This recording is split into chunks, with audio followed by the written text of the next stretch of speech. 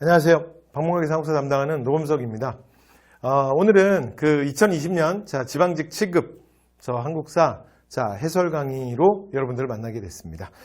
제가 지금 해설 강의를 찍는 건요, 이게 국가직 7급이랑 사실은 좀 비슷한 컨셉으로 찍는데 시험 끝나고 바로 찍는 건 아니고 그 다음에 전체적으로 좀 정리를 한 다음에 그 올해 시험을 보신 분들이 아니라 이후에 인사혁신처 시험을 준비하시는 분들에게 제가 포커스를 맞춰서 그렇게 해설 강의를 진행하도록 하겠습니다. 그래서 해설 강의는 좀 길지 않게 최대한 좀 제가 컴팩트하게 할 거고요. 그 다음 이후에 여러분들이 이제 어떻게 인사혁신처 시험을 준비하실지. 그래서 이게 7급이다 9급이다 그게 중요한 게 아니라 내년 국가직 9급 그 다음에 지방직 9급 이렇게 인사혁신처 주간시험을 준비하시는 분들이 있잖아요. 그분들은 여기에 출제 경향 이런 것들을 한번 눈여겨 꼭 보실 필요가 있습니다. 제가 거기 맞춰서 말씀을 드릴게요. 일단 전체적인 난이도는 시험은 좀 평이했습니다. 그래서 여러분들 그 시험지를 이제 다운받아서 한번 풀어보시면 문제는 좀 평이했어요. 그래서 한 두 문제 정도 사실은 약간 변별력이 있는 문제가 있었는데 근데 얼마 전에 시행됐던 국가직 7급보다도 더 쉬웠어요. 그러니까 국가직 7급은 한 두 문제 정도는 조금 어려웠는데 근데 오늘 제가 말씀드릴 지방직 7급의 두 문제는 그 정도까지 어렵지 않습니다. 그 정도까지 어렵지 않고 그래서 조금 변별력이 있다. 그래서 요 20문항 중에는 그래도 그 두 문제가 가장 변별력이 있다. 이런 정도고요. 그래서 실제 지방직 7급에서 시험을 보셔서 그러니까 합격을 하신 분들은 한국사에서 기본적으로 따야 될 점수는 제가 볼 땐 이 정도 시험이면 95점 이상은 맞으셨어야 되는 그런 시험이라고 생각을 합니다. 그래서 난이도는 이 정도다 이렇게 여러분이 생각하시면 될 것 같고요. 그 다음 전체 좀 어떻게 출제됐나 출제 경향을 좀 보여드릴게요. 일단 정치사가 계속 많이 나오는 거. 그래서 이건 올해 국가직 9급, 국가직 지방직 9급 그 다음에 국가직 7급, 지방직 7급까지 그 경향은 똑같습니다. 똑같고, 그 다음에 사회사가 거의 안 나오는 거. 그래서 이것도 비슷하죠. 그러니까 얼마 전에 시행됐던 국가직 7급에선 사회사가 한 문제 나왔었고요. 그 다음에 이번에는 아예 없네요. 아예 그냥 빵 문제네. 그렇죠? 근데 사회사는 최근에 이런 경우들도 되게 많이 있습니다. 한 문제 또는 안 나오는 거. 그렇죠? 그 다음에 보통 이제 문화사가 한 4문제, 5문제 정도는 유지를 했었는데 올해 7급들은 보면 문화사가 근데 9급도 좀 그랬거든요. 문화사가 좀 문제 출제율이 조금 이제 문항수가 좀 빠진 것 같아요. 좀 떨어졌어요. 그래서 국가직에서는 한 문제 나왔었고 지금 지방직 7급은 보니까 한 3문항 나왔네요. 그 다음에 경제가 한 문제. 보니까 국가직 7급이랑 지방 7급 이게 싹 바뀌었네. 국가직은 경제 셋, 지방 문화 하나였거든요. 그 다음에 이제 근현대사인데, 근현대사는 정근대사랑 이렇게 구별을 하면, 근현대사가 보면 한 8문제 정도 나왔네요. 8문제. 그 다음에 정근대사가 12. 그래서 이건 보통 최근에 13, 7, 12, 8, 요 정도 경향을 그대로 유지하고 있고요. 그래서 작년이나 재작년 시험에 비해서 원래 13대 7 정도가 많이 유지됐었는데, 요즘에는 분위기가, 요번에 9급도 그랬죠. 거의 12대 8. 그래서 근현대사는 한 8문제 정도 나오는 게 요즘에 좀 분위기인 것 같아요. 그래서 여러분들도 그렇게 준비하시면 될 것 같습니다. 그래서 문항 분석 좀 했고요. 그 다음에 나머지는 별거 없는데 근데 이게 제가 국가직 7급에서도 좀 말씀드렸는데 이번에 지방직 7급에서도 보면 기존에 좀 인사혁신처 주간 시험에서 그렇게 많이 나오지 않았던 예를 들어 지역사 문제 그걸 예를 들어 지도를 제시하거나 이제 이렇게 해서 내는 그러니까 보통 수능에서 보통 이렇게 좀 문제가 나오거든요. 그래서 이런 유형의 문제들이 또 조금 보인다. 이런 것들이 올해 인사혁신처 주간 시험들의 특징이네요. 9급에서도 그런 게 좀 있었는데 국가직 7급이 조금 더 많았고 그 다음에 지방직 7급도 그런 문제들이 좀 보입니다. 그래서 이런 것들도 이후에 문제를 이제 시험을 준비하실 때 여러분들이 하나의 방향성으로 생각을 해주시면 될 것 같고요.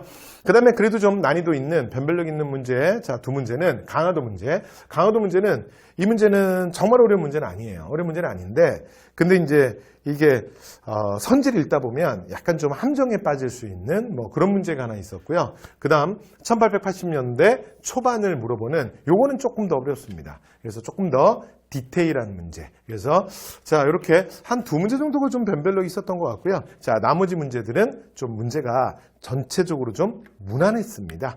자 이렇게 해서 전체적인 말씀을 좀 드렸고요. 자 그러면 1번부터 해서 이제 들어갈 건데 문제가 별로 안 어렵거든요. 자, 그래서 제가 여러분들이 이제 기본적으로 알고 있는 내용은 그냥 쭉쭉 가도록 하겠습니다. 자, 그리고 조금 생각해 볼 필요가 있는 문제들, 그런 문제들만 조금 제가 더 추가로 말씀을 드릴게요. 자, 문제 1번입니다. 자, 다음 나라.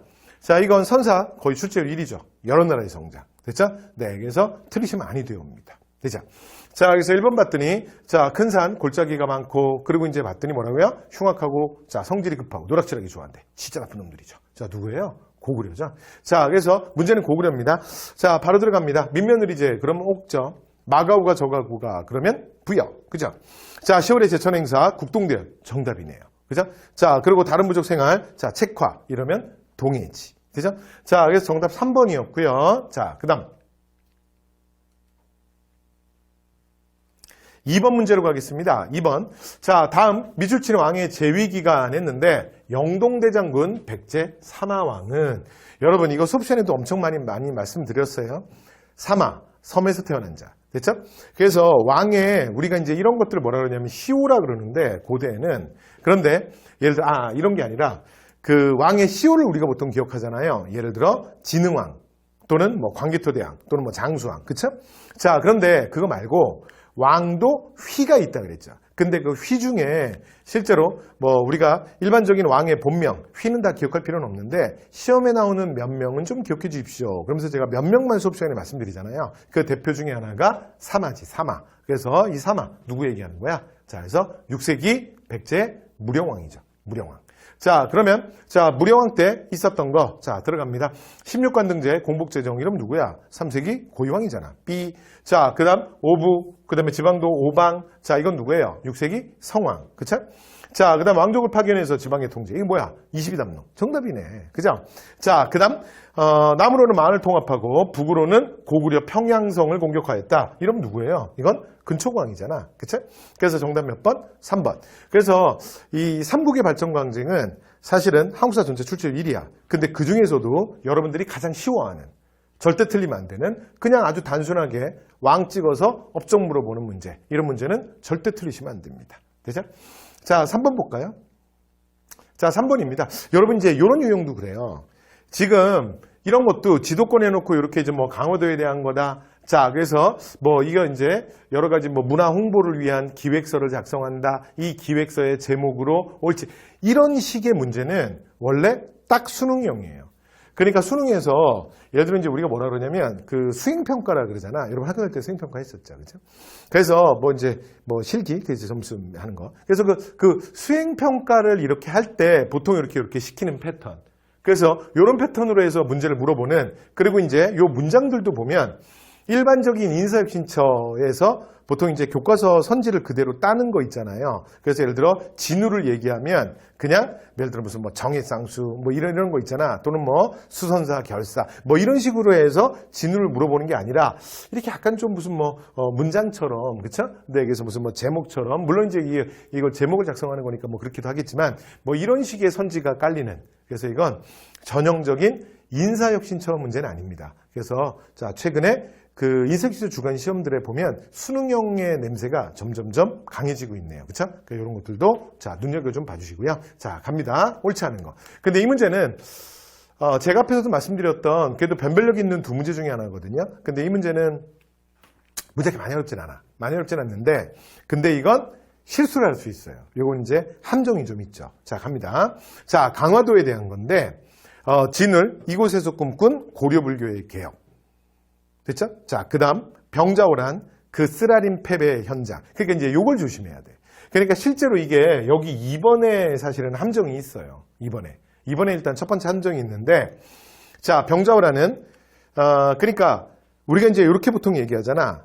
정묘호란 때는 강화도로 피난 거고 병자호란 때는 사실은 남한산성에서 45일간 항전하잖아요. 그러니까 이제 병자호란 남한산성 이게 너무 이게 강하면 병자호란이 왜 강화도야? 이게 이러면 지금 옳지 않은 거 부정형 고르는 거니까 예를 들어 2번 같은 데다 손을 댈 수 있어. 그래서 주의. 그리고 제가 수업 시간에 말씀드리거든요. 여러분 인조가 마지막에 그 309고도 나가서 항복을 할 때 여러분 강화도가 먼저 함락됐다 그랬잖아. 그러니까 강화도로 못 가서 조선이 그렇게 된 게 아니야. 그러니까 이미 성태종, 그러니까 홍태신은 그러니까 예전에 이미 정묘한테 한번 봤잖아. 그러니까 조선이 또 강화도로 피난 갈 수 있다는 것까지 다 계산하고 들어온 거야. 됐죠? 자, 그래서 병저울한 때 쓰라림 패배. 여기서 사실은 그 왕후라든가 또는 그 둘째 왕자 있잖아요. 복림대군. 이런 사람들이 여기서 다 잡히는 거야. 됐죠? 그래서 강화가 먼저 함락돼. 그러니까 2번 맞는 말이야. 2번 건드리면 안 돼. 자, 그 다음에 3번. 자, 3번은 뭐 수업 시간에 제가 말씀드렸지만 철종의 휘는 변이에요. 변. 이 변인데 근데 이 사람은 원래 그 별명이 그래서 강화도령이라고 그랬잖아. 강화에서 그 나무하고 그 다음에 뭐 농사 짓던 사람이에요. 자, 그러다가 사실은 그 세도 가문들에 의해서 왕으로 발탁된 거죠. 됐죠? 그리고 실제로 이 변 말고도 실제로 왕이 될 수 있는 자격을 갖춘 자들이 좀 있었다고. 그런데 제일 만만했던 거야. 그리고 또 보니까 철종이 가장 좀 뭐 이 변이 뭐 상태도 그렇게 아주 그렇게 막 번뜩이는 것 같지 않고. 됐죠? 자, 그래서 19살 때 그러니까 갑자기 왕에 발탁돼서 그러니까 와서 국왕에 오른 사람이죠. 됐죠? 이 사람이 바로 철종이야. 그래서 국왕이 될 줄 몰랐던 시골 소년의 이야기. 그래서 자, 이런 거는 기본적으로 뭐 역사 이야기를 좀 알고 있으면 쉽고요. 그 다음에 처음 들으면 약간 좀 생뚱맞을 수는 있어요. 근데 수업 시간엔 제가 뭐 스토리텔링으로 다 말씀드리잖아. 그쵸? 그래서 철종이 강화도령이다. 그래서 62년 사실은 그 밀란의 상황 속에서 그래서 임술련에 일어난 밀란이 막 전국적으로 진주에서 일어난 밀란이 전국적으로 번지잖아. 그래서 그 스트레스 속에서 사실은 아무것도 못했던 되게 무능력한 군주야. 왜냐하면 철종은 그러나 조선 개혁에 대한 의지가 전혀 없었던 사람은 아니에요. 왜 그러냐면 본인이 정말 강화도에서 일반 평민처럼 살았잖아. 그러니까 세상이 얼마나 힘든지를 자기가 몸으로 겪은 사람이에요. 그러니까 그런 생각이 왜 없었겠어. 그러나 여러 가지 차이가 무슨 힘이 있어. 그리고 이미 조선은 세도 가문들에 의해서 모든 주요 관직들 모든 사람들이 다 이미 세팅이 끝나 있는데 근데 자기 혼자 진짜 뭐 낙하산처럼 왕으로 떨어진 사람이잖아. 그렇잖아요? 그러니까 결국은 그 상황을 본인도 못 받아들이는 거죠. 됐죠? 근데 본인은 할 수 있는 게 없어. 됐죠? 그래서 결국은 그냥 뭐 주색이나 즐기고 뭐 그냥 그러면서 시간을 보내는 거예요. 됐죠? 이러다가 31살이라는 이제 상당히 젊은 나이에 자, 철종이 갑자기 죽어요. 그런데 철종이 아들들이 없는 게 아니야. 철종이 왕자들을 여러 명 낳았어요. 그런데 이 참 공교롭게도 그 왕자들이 사실은 어렸을 때 다 죽어요. 그래서 31살 때 철종이 사실은 31살이라는 젊은 나이에 죽었을 땐 공식 그러니까 후사가 없는 상황이었어. 자, 그래서 바로 흥성군 이하응의 둘째 아들 자, 명복이 26대 국왕으로 선택되는 거야. 그가 바로 고종이 되는 거죠. 됐죠? 그래서 철종이 죽으면서 고종. 근데 당시에 고종의 나이가 12살. 그래서 어리니까 바로 흥성군 이하응이 대원군에 봉해지면서 섭정을 시작하는 거죠. 그죠? 이게 대원군의 집권기. 이렇게 얘기가 이어지는 거지. 자, 그 다음에 의궤. 여러분, 이런 건 너무 기본이니까 이런 건 절대 고르시면 안 되고. 됐죠? 그러니까 4번은 안 골랐을 거고요. 그래서, 자, 1, 2, 3번 안에서 답이 움직일 수 있죠. 틀리시는 분들은. 자, 그런데 참고로 여러분, 제가 수업 시간에 이런 말씀 드리잖아요. 보면, 최근 2, 3년 이렇게 트렌드가 있어요. 이렇게 계속 움직이는 애들이. 그리고 계속 사용되는 게. 근데 지금 요 경우도 그래요. 그래서 이 진울과 관련된 사실은 수온사 결사를 했던 그곳이 송광산. 그 송광산이 어디냐면 전라도 순천이에요. 근데 이 지역사 문제로 해서 진울과 관련된 순천 문제 있잖아. 이거 최근에 지금 연속으로 출제가 됐네요. 됐죠? 그래서 이거 작년에도 나왔잖아. 올해 또 나왔네. 이렇게 유행하는 선지가 있다 그랬죠. 그래서 강화도랑 전혀 상관없는 건 정답 몇 번이에요? 1번이 됩니다. 됐죠? 그래서 1번 문제는 여러분들 조금 실수할 수 있었기 때문에 제가 이리저리 좀 배경 말씀을 좀 드렸어요. 자, 다음. 4번 문제 갑니다. 자, 4번. 자, 딱 보니까 뭐야? 대한국국제. 그러니까 대한제국. 그죠? 광무개혁과 관련된 거야. 그래서 이건 절대 틀리면 안 되지. 특히 근대사회 전개에서 전통적인 출제율 1위는 최근에는 동학농민동이 제일 많이 나오지만 전통적 1위는 대한제국 광무개혁이야. 이 정도 문제는 틀리시면 안 돼요. 됐죠? 자, 양변사업 실시하고 직위 발급했다. 당신이지. 그 다음, 자, 국가재정을 탁지함의 여러분 탁자문 무슨 탁자문이야. 됐죠? 네. 그래서 자 일어나 있다. 틀렸죠. 여러분 탁자문으로 일어나는 건 언제 얘기예요? 이건 1차 가보기형 얘기잖아. 그쵸? 그래서 정답은 몇 번이다? 정답은 2번이에요. 그 다음에 여기서 또 하나 봐봐요. 제가 이런 얘기 했잖아.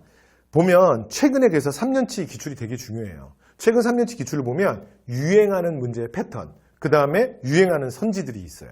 왜냐면 이게 뭘 의미하냐면 출제자가 그러니까 최근 3년 정도 문제는 좀 본다는 거야. 기본적으로 이 시험을 출제하는 사람인데. 그쵸? 그러니까 이제 본인이 내가 이 시험을 조금 알아야 된다 이런 생각은 할 거 아니야. 그죠?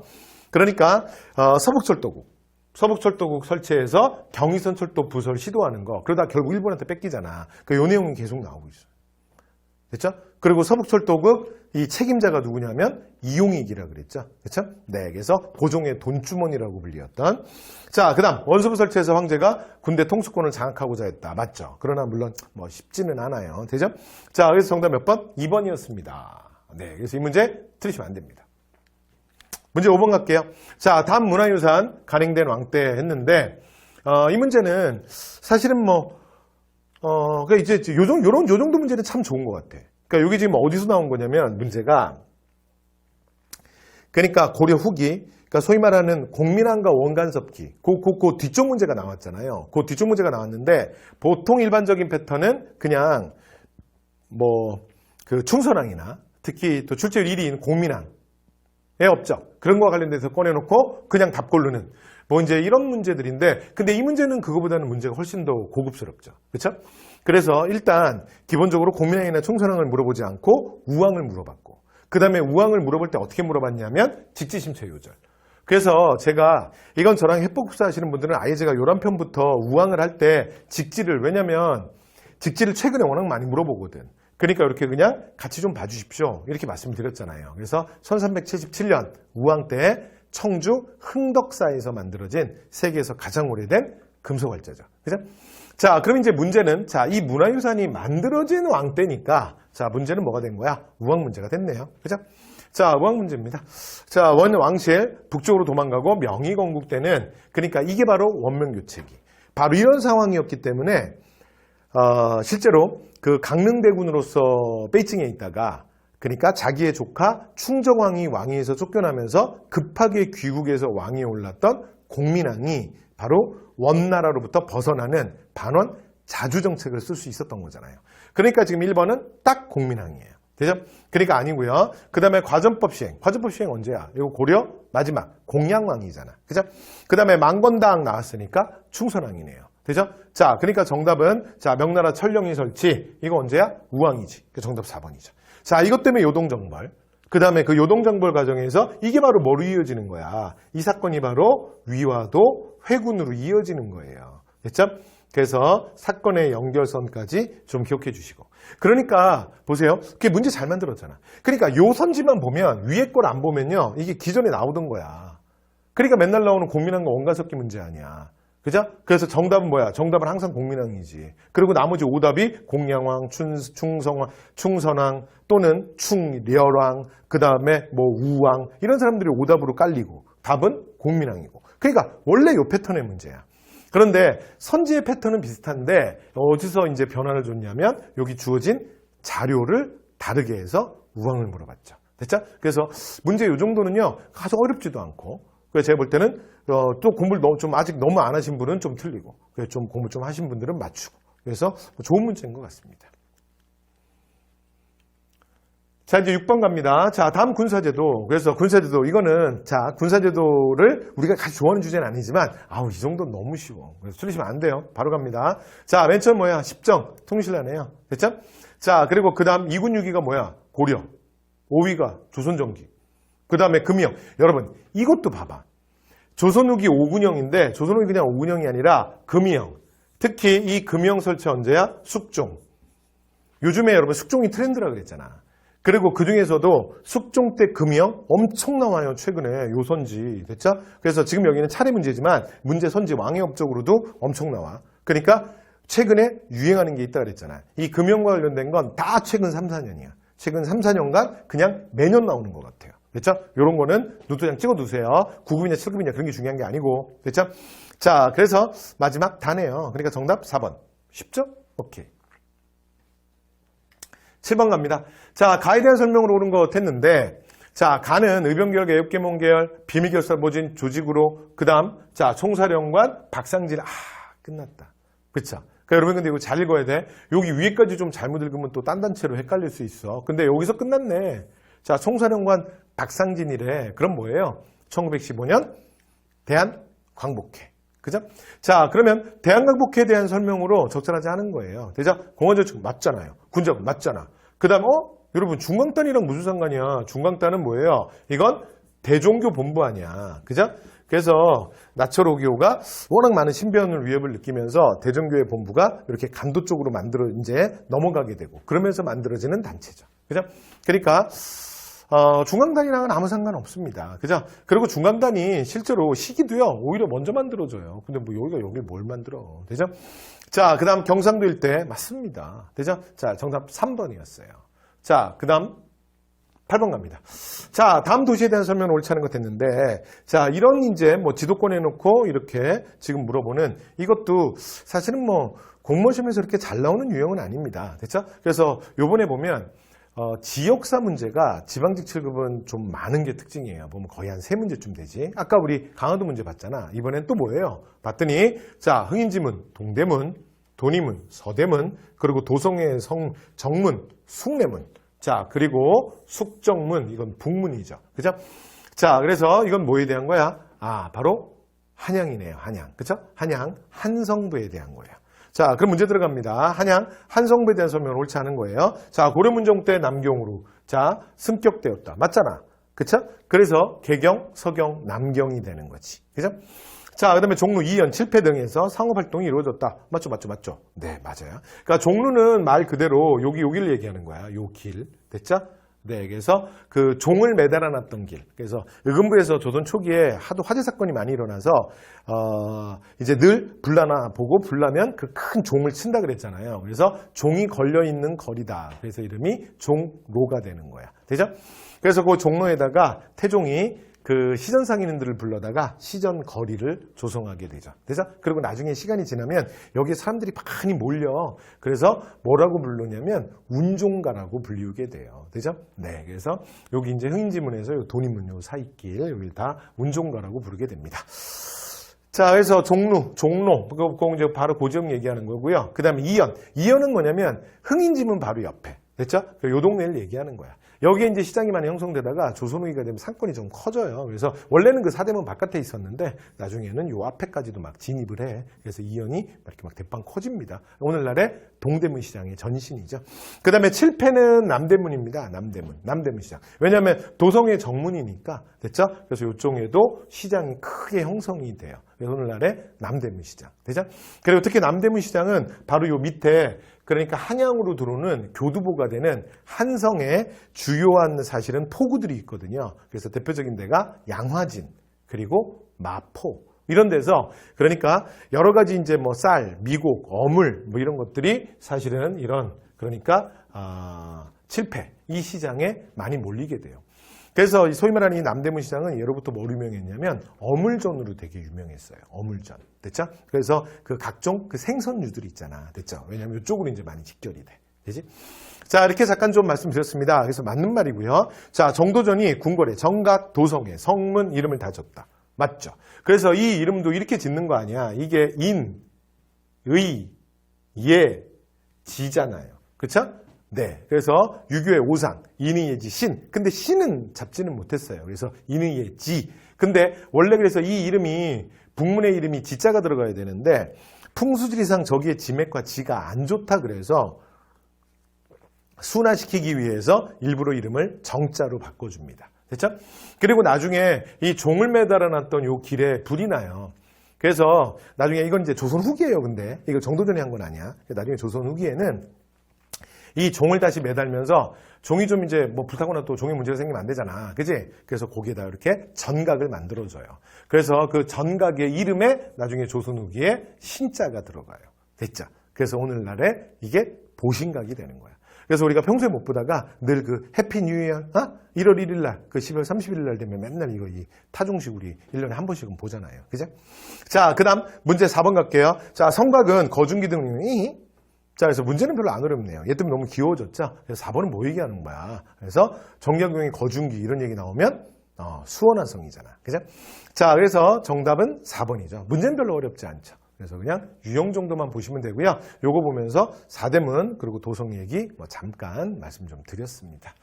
자, 그 다음 9번 문제 갈까요? 임진왜란 주요. 여러분, 임진왜란의 딱 스탠다드형이야. 됐지? 전쟁은 뭐 나온다 그랬어? 순서. 됐죠? 네, 그래서 순서. 자, 첫 번째. 맨 처음에 뭐야? 이수신 1, 2, 3, 옥포해전, 옥사천, 한산도. 기억나죠? 옥포, 사천, 한산도. 요 순서. 그러니까 다가 제일 먼저네. 여기까지 되죠? 자, 그리고 나면 이순신의 승리 이후에 이게 또 전쟁의 분위기를 바꿔주잖아. 여기까지 되죠? 자, 그래서 이순신으로 전라도 가는 길을 막히니까 이번에는 육상으로 가자. 그리고 이제 일본이 육지를 빌리고 들어갔다 누구한테 또 뚫게 맞는 거야? 자, 김시민의 진주성에서 또 한번 패배를 당하죠. 그죠? 자, 그러니까 가에서 어디로 가야 돼?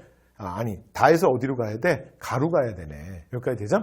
자, 그리고 나면 그 다음 전쟁의 향방을 가는 굉장히 중요한 전투가 뭐라고요? 조명연합군이 평양성을 탈환한 거잖아. 그치? 그러니까 그 다음에 어디로 가야 돼? 마로 가야 되네. 됐죠? 그 다음에 순서 이렇게 되는 거잖아. 여기까지 되죠?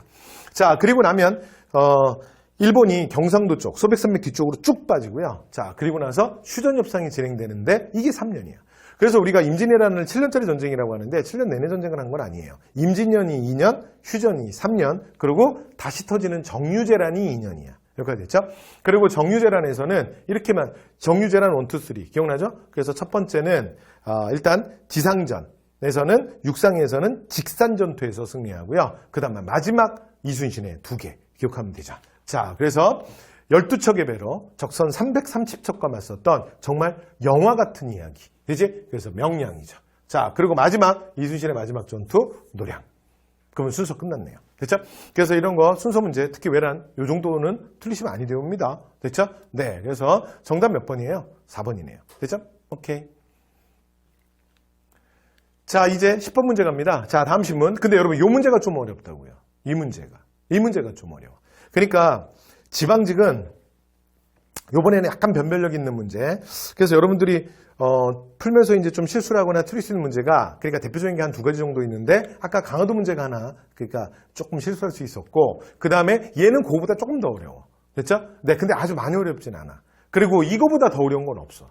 그러니까 이번에 지방직 7급 시험은 전체적인 난이도는 기본적으로는 좀 아주 평이했다. 이렇게 이해하시면 될 것 같아요. 됐죠? 앞에서 말씀드렸죠? 자, 갑니다. 문제는 이거예요. 자, 방문각 설치. 제가 수업 시간마다 계속 말씀드렸는데 한성순보, 방문국, 요거 83년 있잖아. 그러니까 이거는 자세히 안 나오고 최근에 트렌드가 뭐냐면 한성순보, 그리고 한성순보를 발행했던 방문국은 뭐만 시험에 나온다? 시간만 나와요. 됐죠? 그래서 방문국을 설치하고 지금 뭐 했다는 거야? 지금 외국의 기사를 폭넓게 번역해서 신문을 한다는 거잖아. 그쵸? 그러니까 이건 뭐예요? 방문국과 관련된 한성순보. 그럼 한성순보 창간, 한성순보 자세히 안 물어본다 그랬지. 항상 시간. 그럼 몇 년? 83년. 됐죠? 그래서 요게 이제 하나고, 요거 주제, 그 다음에 두 번째. 제가 이제 기출문제 풀이반에서도 말씀드리고, 나중에 문제 풀이반에서도 제가 이런 문제 많이 만들어서 올해도 내가 연습을 많이 시켰다고.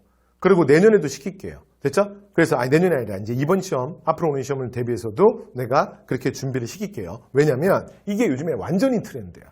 그러니까 시간 문제 중에 뭘 물어보냐면 그냥 뭔가 자료를 하나 줘 또는 사건을 하나 줘. 그런 다음에 어떻게 하냐면 이걸 딱 기준으로 해서 이 이후에 또는 이 이전에 있었던 일을 골라라. 이렇게 물어보는 문제 있잖아요. 이게 요즘에 트렌드야. 이게 왜 그러냐면 요즘에 이제 공무원 시험에서 가장 신경 쓰는 것 중에 하나가 뭐냐면 사실은 이의제기. 그래서 예를 들어 막 복수 정답 또는 정답 없음. 이러면 서류가 정말 피곤한 거야. 됐죠? 그런데 그렇다고 해서 예를 들어 이런 걸 다 없게끔 이제 정말 문제를 깔끔하게만 내버리면 또 이제 어떤 문제가 또 생기냐면 그런 문제가 너무 쉬워지거나 또는 너무 변별력이 없어질 수 있어요.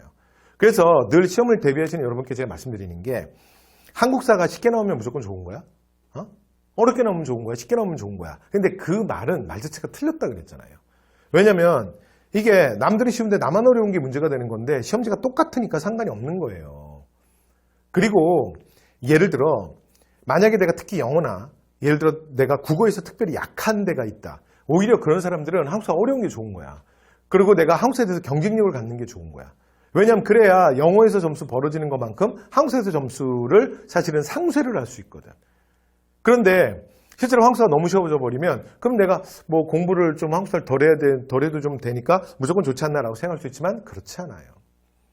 왜냐하면 결국은 그 친구도 마찬가지잖아. 내 경쟁자도.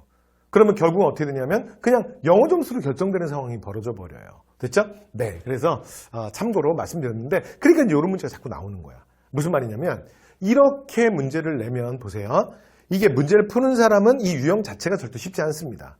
두 번째. 이건 연도가 명확한 것들을 해설을 만들고 연도가 명확한 걸 잡아오기 때문에 실제로 나중에 문제를 내고 봤을 때 예를 들어 뭐 복수 정답이라든가 또는 뭐 정답 없음이라든가 이런 문제 논란에 대한 여지도 적어요. 그러니까 변별력도 있고 또 크게 사고 날 일도 별로 없는 유형이야 이게. 이해됐죠? 자 그렇다 보니 최근에는 이런 유형이 좀 유행하고 있어요. 됐죠? 네, 그래서 올해 2020년에도 지금 계속 이 유형이 나왔기 때문에 인사학시험 주간시험 얘기하는 거야. 그러니까 2021년 시험에도 아마 이 패턴은 당분간은 갈 겁니다. 그래서 이런 문제 유형은 꼭 기억해 두셔야 돼요. 되죠? 자, 문제 들어갑니다. 그럼 이제 83년 이후에요. 근데 이게 뭐가 어렵냐면 이거야. 첫 번째 잘 봐요. 해국도지, 영환지략. 그럼 이거 공부 좀 한 사람들이 이거 다 알아. 이거 누가 갖고 들어온 거냐면 역관, 이게 홍용식이 가지고 들어온 거야. 우리나라에. 됐죠? 그런데 어차피 이게 해국도지라는 게 이게 중국 책이잖아.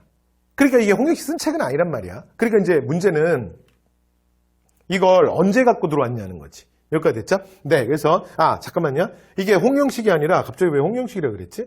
자, 홍용식이 아니라 그러니까 역관이었던 그 우리가 초기계합파, 통상계화론자의 대표 중에 한 명인 이게 오경석이 가지고 들어온 책이죠. 됐죠? 네, 그래서 홍용식 갑자기 왜 나왔어? 자, 그래서 오경석이 가지고 들어온 책인데 근데 문제는 해국도지가 언제 쓰여진 책이야? 그 다음에 홍용식이 그러면 가지고 들어온 게 언제야? 됐죠? 그러니까 이제 이렇게 되면 약간 이렇게 되는 거지. 두 번째 갈게요. 베트남 역사를 정리한 월남망국사. 이 월남망국사라는 이 책이 우리가 보통 뭐라고 얘기하냐면 근대 개항기 구한말에 이게 번역되어서 우리에게 알려졌다. 그래서 가장 대표적인 월남망국사의 대표는 현채고요. 근데 현채뿐만이 아니라 신채호 선생 같은 사람도 번역해서 뭐 내고 그랬어요. 이건 한국인 중에도 번역해서 낸 사람이 여러 명이 있어요. 그래서 이 월남망국사라는 되게 유명한 책인데 이거 언제야? 그럼 이제 이것도 이제 근대 개항기 구한말 그럼 여기 이제 구체적 시간이 정확하지 않으면 이것도 헷갈리는 거지. 그죠? 그다음 대한자강회. 여러분 대한자강회 월보라는 건 대한자강회가 그러니까 활동을 할 때 매달 발행했던 거 아니야. 그러니까 이건 대한자강회를 생각하면 되잖아요. 근데 대한자강회가 1906년이잖아. 너무 멀잖아. 그러니까 이거는 조금만 공부한 사람들은 3번은 무조건 아닌 거 안다고. 그 다음 4번. 국내외 정보를, 서재필의 독립신문. 여러분, 독립신문이 먼저잖아. 96년. 그러니까 이것도 시간이 안 되잖아. 무조건 틀렸잖아. 됐죠? 다 이유니까. 지금 이전을 고르는 거니까. 이해됐죠? 근데 이 문제가 어려운 건 1번, 2번이 좀 헷갈릴 수 있어요. 됐죠? 자, 그래서 1번, 2번은 일단 연도를 정확하게 몰라도 1번 한번 풀어볼게요. 그래서 수업 시간에 제가 여러 가지 말씀드렸는데 한국사는 이런 거라 그랬잖아. 결국은 들어봤냐 안 들어봤냐 싸움이야. 그러니까 이런 것도 이걸 어떻게 외우니? 실제로 해국도지라는 책이 쓰여진 게 1844년이야. 그리고 이걸 오경석이 우리나라 가지고 들어오는 게 50년대 말이에요. 50년대 후반. 그러면서 그 시기가 우리가 뭐라 그러냐면 통상계화론이 형성되는 시기라고 보통 얘기를 해. 그런데 그 연도 알게 뭐야. 그치? 어떻게 알아요? 그죠? 자, 그래서 제가 수업 시간에 이런 말씀을 드렸잖아. 그러니까 스토리로 이런 얘기를 했죠. 그러니까 가장 대표적인 그 소위계합파, 우리가 통상계화론이라고 얘기하는데 그 대표적인 인물이 연안박지원의 친손자였던 박규수. 그죠? 그리고 제너럴 셔머너 사건 때 평양감사, 그 황해도 관찰사로도 유명한 사람이야. 자, 그 다음 역관 오경석, 해국도지 영환지략이라는 책을 국내 갖고 와서 소개하는 사람. 자, 그리고 오경석의 아주 베풀, 그리고 직업은 닥터야, 닥터. 한의사라 그랬죠? 한의사로 유홍기, 우리가 유대치라고도 하죠. 그래서 이렇게 세 명을 대표적인 초기계합파 이렇게 얘기하잖아요. 그러면서 제가 무슨 얘기를 했냐면 이 박규수가 사실은 워낙 대원군이 앞에서 서서 시퍼렇게 통상수의 거부 정책을 하니까 본인이 할 수 있는 게 뭐가 있어. 그래서 1960년대 이후에 보면 그러니까 자기의 사랑채에서 미래를 준비해. 그러니까 소위 말해서 잘 나가는 도령들 중에 똘똘한 도령들을 찍어. 그래서 자기네 집으로 불러들여. 그래서 자기네 집에서 공부를 시키는 거예요. 그 사랑채 출신이 박영규, 김옥균, 박용효, 그 다음에 아까 제가 여기 잘못 썼던 홍영식, 서강범, 유길준, 그 다음에 나중에 온건계파가 되긴 하지만 김윤식까지 이런 인물들이 다 박교수 사랑채 출신들이야. 되죠? 그런데 실제로 이제 그게 만들어지는 시기를 여러분 생각해 보면 이거 지금 벌써 80년대잖아. 그러면 80년대면 어떤 상황이냐면 이모군란 이후에 이미 계합파가 형성된 상태에서 온건계합파랑 급진계합파로 그러니까 이모군란 이후에 내정간섭, 청나라의 내정간섭에 대해서 반발하면서 이렇게 나누어지는 이미 그 시기잖아요. 그럼 시간이 안 맞잖아. 맞죠? 왜냐하면 그 해국도지 영환지력을 오경석이 만약에 이 시기에 소개를 해버리면 80년대 이후에 83년 한성순보 이후에 소개를 하면 그러면 그 뒤에 초기 계합파 이 사람들이 형성되는 거잖아. 그치? 근데 어떻게 84년에 이 제자들 격때는 김옥균, 박용효, 서강범 이런 사람들이 주도하는 서재필 이런 사람들이 주도하는 갑신정변이 어떻게 터져요? 그렇죠? 시간적으로 안 맞잖아. 그치? 그래서 일본을 골라야 돼요. 됐죠? 그러니까 수업 시간에 그냥 드러났던 스토리로. 되죠? 그래서 이 스토리 마무리 좀 해볼게요. 그러니까 이렇게 되는 거야. 오경석이 이걸 50년대에 국내에 가지고 들어와요. 50년대 후반에.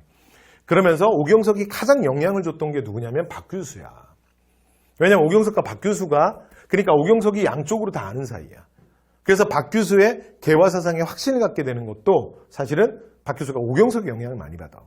그리고 그 결정타가 사실은 1860년 베이징 텐진 조약이야. 그래서 수업 시간에 이거 스토리 다 말씀드린다고. 청프 연합군의 공격으로 베이징이 함락되는 충격적인 사건이 터져요. 그러면 우리의 짜장 형님이 사실은 서양 오랑캐들 공격으로 집이 털린 거 아니야. 그럼 저들이 만약에 우리한테 쳐들어오면 우리는 어떻게 막니? 그죠? 그러니까 이게 굉장히 충격이죠. 거기다가 연속으로 무슨 사건을 경험하냐면 박규수가 그 다음 연속으로 일어나는 사건이 1866년 제너럴 셔먼호 사건이에요. 제너럴 셔먼호. 기억나죠? 나 이거 안 쓸래. 그래서 미 상선이 사실은 평양에 들어와서 난동 부리다가 사실은 선원들과 이제 배를 소각시키는 사건. 그리고 그걸 지휘했던 게 박규수 아니야. 그죠? 그러니까 미국과 직접 한번 부딪혀 봤잖아. 그러니까 이런 상황 속에서 더 그 필요를 느끼게 돼요. 그런데 이 상황에서 무슨 일이 벌어지냐면 1800 그러니까 이제 70년으로 넘어오면서 박규수가 더 승진을 한 거야. 그래서 어디로 들어오게 되냐면 한성부 판윤에 임명이 돼요. 오늘날로 말하면 서울시장이죠. 그러니까 평양감사를 하다가 그러니까 박규수도 진짜 요직에서 요직만 한 사람이에요. 됐죠? 반남박씨 아주 엄청난 집안에. 됐죠? 그래서 평양감사하다가 황해도 관찰사 하다가 그 다음에 어디로 왔냐면 서울시장으로 부임을 한 거야. 그럼 이제 서울에 들어왔잖아. 그러니까 이제 오경석이 박규수를 푸시하고 박규수가 평소에 생각하고 있던 걸 실현에 옮기는 거예요. 그게 바로 자신의 사랑채 잘 나가는 집안의 똘똘한 도령들을 불러서 오경석을 집어넣어서 해국도지 영환지략 이런 것들로 바로 젊은 그러니까 관료들을 젊은 그러니까 학생들을 바로 서양 그리고 개화사상에 눈뜨게 하는 거죠. 이러면서 이제 개화파가 시작이 되는 거예요. 되죠? 자, 그래서 잠깐 말씀이 길었는데 하여튼 수업 시간에 여러 가지 얘기했던 스토리들 그런 거와 함께 잠깐 좀 말씀을 드렸습니다. 자, 그다음에 월남만국사는 언제냐면 요거는 1900년대예요. 그래서 우리가 보통 구한말이라고 얘기해. 그리고 이건 또 어떻게 기억하는 거냐면 요 시기가 그러니까 월남만국사 그다음에 이태리 통일 삼걸전 요게 이루어지는 시기가 이런 게 막 그 번역되고 쓰여지는 시기가 여러분 을사늑약 전후 과정이에요. 그러니까 천일전쟁이 끝나고 나서 그 다음에 그 외세 침략, 그 다음에 러시아, 일본 막 이런 이제 위기감이 고조되는 가운데 이런 게 더 많이 막 번역되고 소개되거든요. 그래서 그렇게 시대적 상황과 연결해서 1900년대 이렇게 한번 그냥 눈도장 찍어 놓으시면 될 것 같아요. 자, 이렇게 해서 말씀 다 드렸습니다. 10분 얘기 되게 길게 했네. 그래서 정답 몇 번? 1번이었습니다. 하실 수 있겠어요? 네, 그래서 말씀드렸고요. 이런 건 연돌다 외우소가 아니라 기본적으로 여러 가지 이야기들을 그냥 들어두는 것만으로 사실은 그걸 생각해서 답을 찾아가시면 돼요. 자, 그 다음 갈게요. 자, 그 다음 문제 이제 11번으로 가야죠. 그죠? 자, 11번. 이 시대에, 자, 의학서적회인데 이건 뭐 문제 너무 간단하다. 그죠? 자, 숭의전이라는 건 조선시대에 붙여졌는데, 근데 말이 너무 귀엽지 않아? 조선시대라 그래 놓고 그 이전 시대에 태조를 비롯한 여러분 끝났네요. 그럼 이전 시대는 뭐야? 고려시대잖아. 그러니까 문제는 그냥 고려시대 의학서적이에요. 됐죠? 그래서 의학서적 문제 최근에 좀 계속 나오네요. 그리고 2019년에도 나왔거든. 그거 올해 또 나왔네. 그죠? 네. 자, 고려 갑니다. 의방유치. 그래서 의방유치 언제야? 이거 조선 세종이잖아. B. 향약구국방. 오, 이 정답인데요? 얘가 현존하는 가장 오래된 의서. 됐죠? 무조건 기억해야지. 향약집성방도 조선 세종. 그 다음에 동의수세보호는, 아, 이거는 좀 조선 후기다. 이재마. 그죠? 네. 19세기. 정답 2번. 자, 그 다음 갑시다. 그 다음에 이제 12번이에요. 가해 제위기에 있었던 사실이 아닌 것은 했는데, 여러분, 요 문제도 근현대사에서 시간을 좀 찍어서 디테일하게 물어보는 문제.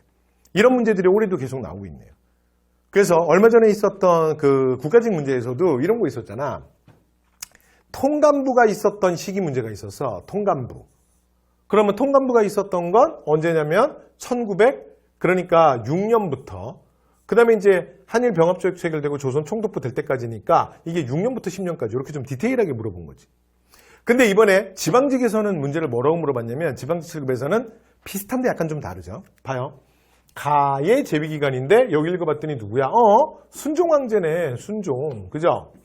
대한제국의 마지막 황제 순종황제. 그래서 지금 이거 60만 세 운동이 일어나는 그거잖아. 26년 6월 10일. 됐죠? 자, 이제 그 얘기인데 그러니까 순종황제가 즉위하는 건 자, 고종의 강퇴 이후지. 1907. 그리고 언제예요? 대한제국의 그러니까 국권이 공식적으로 소멸되는 1910이잖아. 그치? 그러니까 이 문제는 또 어떻게 바뀌었냐면 7에서 10인 거야. 됐죠? 그러니까 앞에 통감부를 물어봤을 때는 6에서 10이고. 됐죠? 이렇게 이제 시간 디테일하게 물어 들어오는 거. 되죠? 자, 갑니다. 동척. 연도 무조건 외워야 돼. 08. 됐죠? 연도. 그러니까 동척. 08. 맞네요. 자, 그 다음에 간도협약. 간도협약 언제야? 1909. 09. 맞잖아. 그 다음에 13도 창의군이 결성되는 거. 이거 언제예요? 이게, 자, 정미칠조약 이후잖아. 그치? 그러니까 07. 맞죠? 그런데 문제는 다른 건 괜찮은데 요것만 한번 설명하면 이게 똑같이 07이잖아. 근데 이건 연도를 외우는 걸 떠나서 스토리를 생각하면 돼. 그죠? 그러니까 순종이 즉위하고 그러니까 정미칠조약을 누가 체결해? 순종이잖아. 왜냐면 고종이 하도 말 안 들으니까 고종을 강제 퇴위시키고 순종을 왕위한친 다음에 정미칠조약, 한일신협약 체결하고 그리고 한일신협약의 부수각서에 대한제국의 군대 해산이 있잖아. 그런데 해산된 군인들이 집에서 발 닦고 잔 게 아니라 의병으로 이어지잖아요. 이게 정미의병 13도 창의군으로 이어지는 거잖아. 그러니까 이거 당연히 뒤에지 이게. 이해됐죠? 자, 그러니까 이건 순종 즉위 이후의 일이잖아. 맞죠? 그러니까 맞는 말이네. 그죠?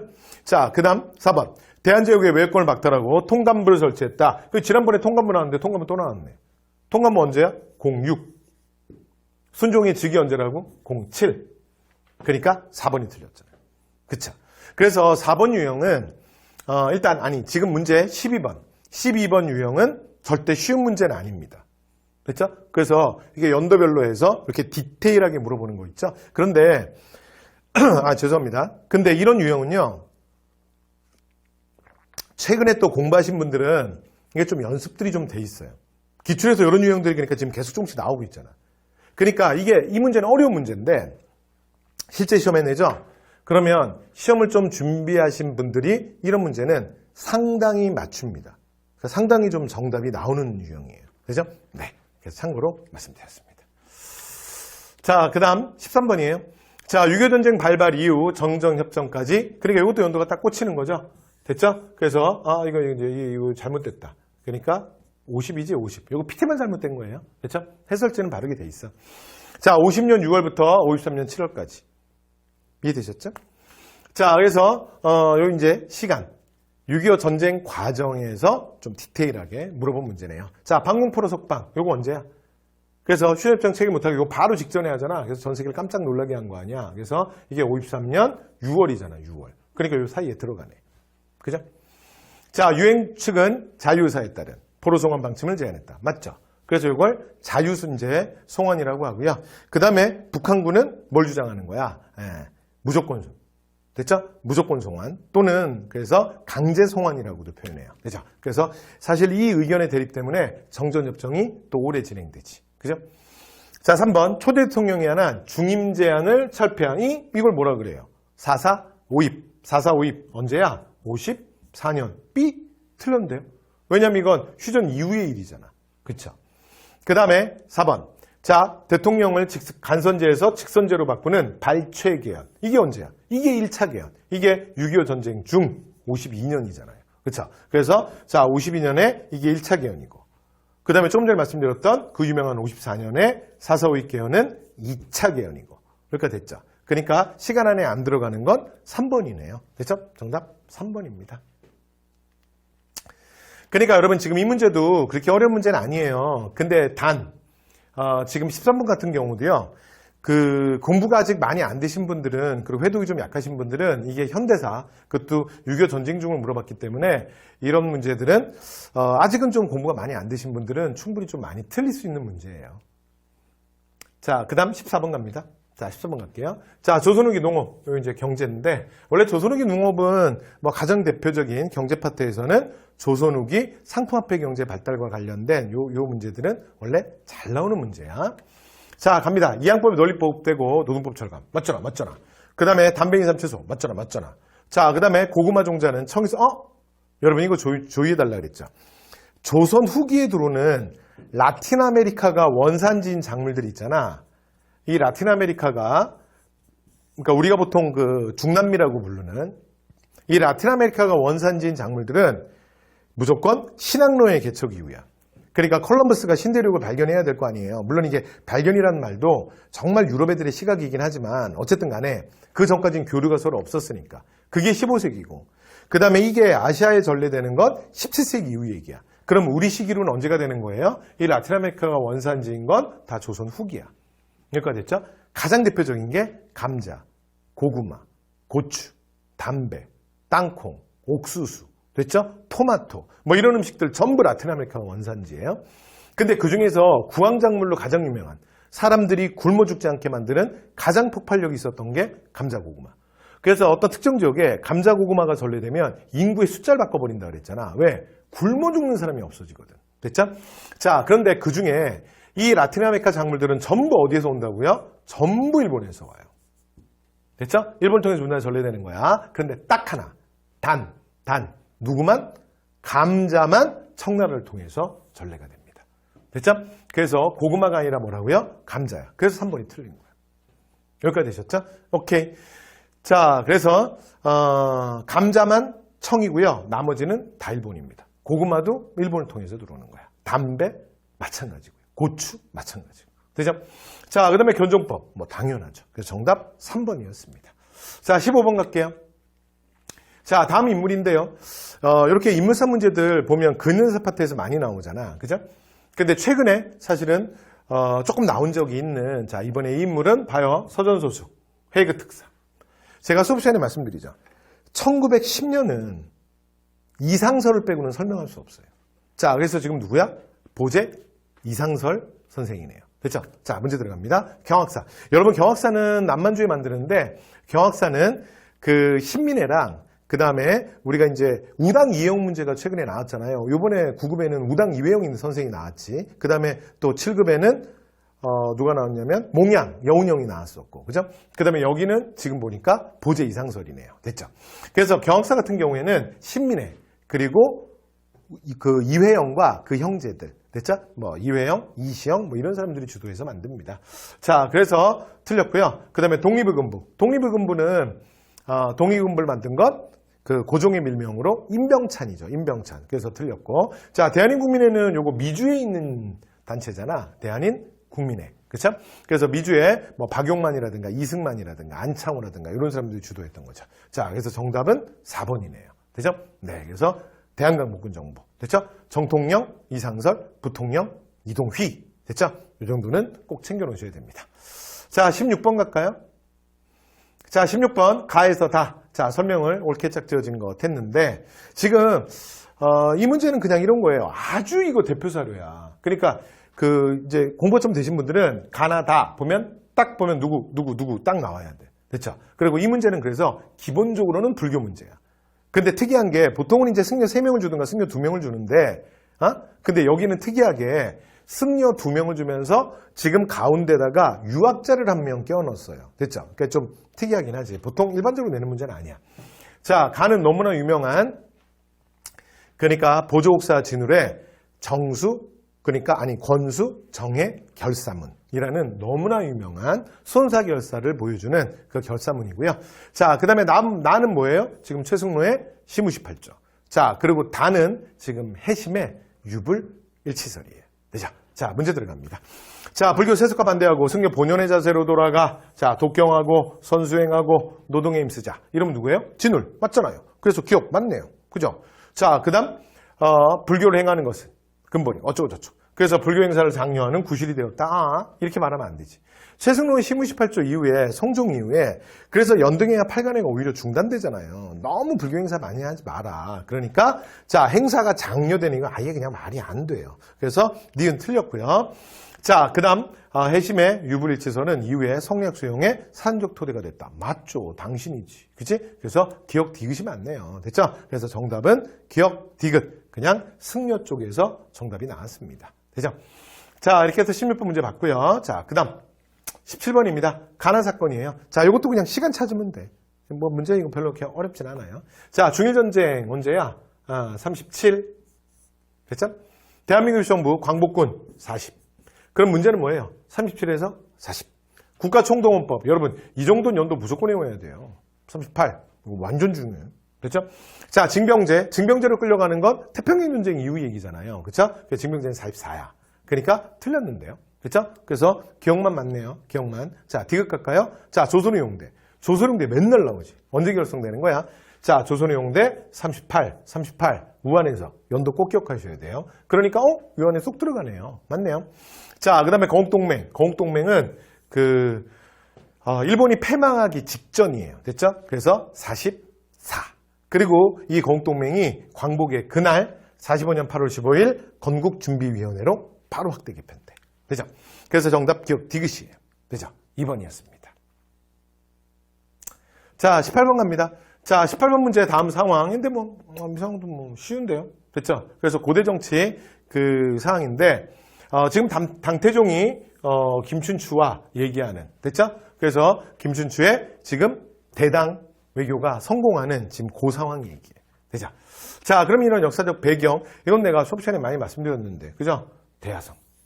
됐죠? 백제의 대야성합니다. 정답 1번. 되죠? 그래서 여러분 원래 김춘추가 아주 한량이라 그랬잖아. 근데 이 대야성에서 자신의 첫 번째 사비였던 김품석, 그리고 자신의 첫째 딸을 아주 비참하게 잃잖아요. 그리고 나면 김춘추의 꿈은 뭐라고요? 상통일이 아니라고. 김춘추의 꿈은 뭐야? 백제 멸망이야. 그래서 그 꿈을 이루는 사람이라 그랬잖아. 그래서 660년 백제를 멸망시키고 본인은 태종묘랑. 그러니까 김춘추는 661년에 죽어요. 되죠? 그래서 실제로 사후통일의 완성, 고구려 멸망하고 나당전쟁을 승리하는 건 그의 아들 문무왕이야. 됐죠? 그러니까 무열왕, 김춘추는 사후통일은 그래서 이루지 못하는 사람이야. 근데 원래 목표가 그게 아니었어. 됐죠? 백제 멸망이야. 되죠? 오케이. 그래서 고익이, 내가 맨날 얘기했던 그 얘기 또 나왔잖아요. 근데 이거 처음 아니라 그랬잖아요. 이거 여러 번 나왔다 그랬잖아. 그래서 제가 재미로 말씀을 드리는 게 아니라 그러니까 들어두시라고요. 들어두시면 그렇게 문제 나오잖아. 그죠? 자, 그 다음에 그래서 정답이고요. 나머지는 뭐 전혀 상관없는 얘기들이고. 그지? 자, 19번 갑니다.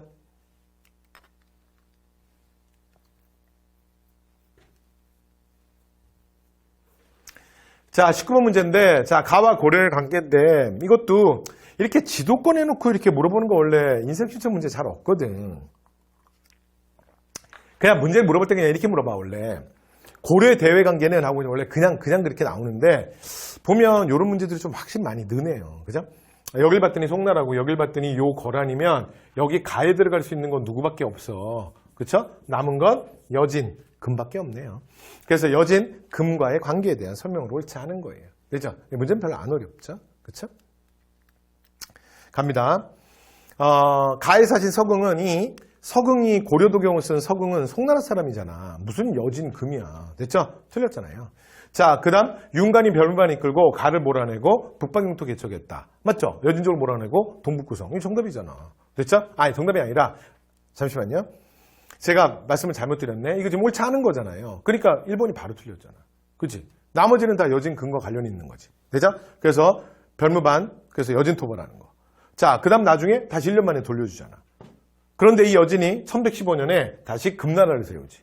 그리고 고려에 군신관계를 요구하고. 당시에 집권자가 이자겸이었는데 권력 유지를 위해서 이걸 받아들이잖아. 그쵸? 오케이. 자, 그래서 19번의 정답 1번. 그래서 아주 쉬운 문제였고요. 자, 20번 갑니다. 자, 다음 담화인데요.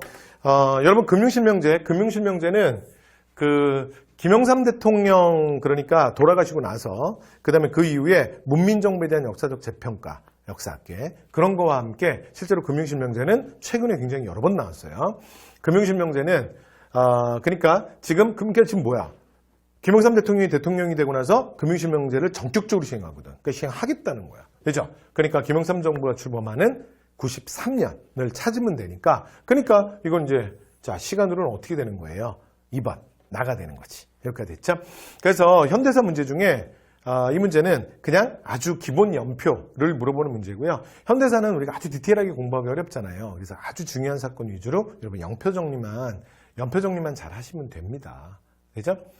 자, 오늘 해설 강의 보시고 나중에 추가로 질문 있으시면 제 카페에 올리시면 되고요. 제가 요즘에 아무래도 코로나 시대다 보니까 여러분 현장에서 좀 만나는 횟수가 예전보다 많이 줄었어. 그래서 저에게 질문하시거나 뭐 그런 것도 좀 답답해 하실 것 같아서 요즘에는 제가 유튜브에서 여러 가지 여러분들의 학습 질문 또는 뭐 커리큘럼 상담 또는 여러 가지 그 실제 개념에 대한 Q&A 이런 것들을 제가 요즘에 열심히 찍어서 또 촬영해서 올리고 있습니다. 그래서 이후에 여러분들 또 질문 있으면 저희 카페를 통해서 그리고 또 필요한 정보가 있으시면 유튜브를 많이 활용하시기 바랍니다. 자, 이렇게 해서 지방직 7급 해설 강의를 모두 마쳤고요. 그 다음에 오늘 해설은 제가 앞에서 말씀드렸던 것처럼 이후에 2020년 그러니까 자 국가직 그 다음에 지방직 7급 시행 이후에 자 인사혁신처 시험을 준비하시는 분들은 이 문제 유형, 패턴 그리고 새로운 경향들은 꼭 확인하실 필요가 있습니다. 그래서 그런 의미에서 제가 해설 강의를 준비했고요. 여러분 이제 강의 들으시느라고 수고 많으셨습니다. 이후에